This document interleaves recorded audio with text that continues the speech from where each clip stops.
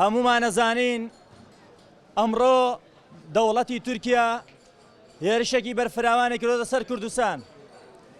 شەڕبانان لە ڕۆژاوای کوردستان لە بەرەکانی شەڕ بانگیری عەسکەریەکەن، بەڵام داگیرکاری دەوڵەتی تورکیا تەنها عەسکەری نییە، داگیرکاریەکی کلتوریە، داگیرکاریەکی ئابووریە، داگیرکاریەکە لەسەر کۆی ژیانی ئێمە.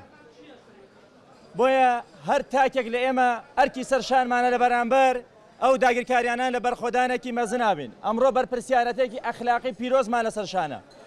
ئێمە وەک ڕێکخراوی نوێگەر بۆ بایکۆتکردنی درامای تورکی ئەمڕۆ بەم چالاکیە ئەستاوین و هەمووشمان ئەزانین هونەرمەندان ڕۆشنبیرانی کوردستان لە سەرتاسەری کوردستان، خەڵکی بە شەرەفی کوردستان بایکۆتی ئابووری دەوڵەتی تورکیای کردو، کاریگەرێکی ئێجگار باشمان لە فاشیزمی دەوڵەتی تورکیا داوە، تا حەدێک کە دەوڵەتی تورکیا چەند جارێک مەجبور بووە کە بێت و فشار بخاتە سەر حکومەت یاریێمی کوردستان، بەڵام ئێمە ناوەستوین بایکۆت بەردەوامەکەین.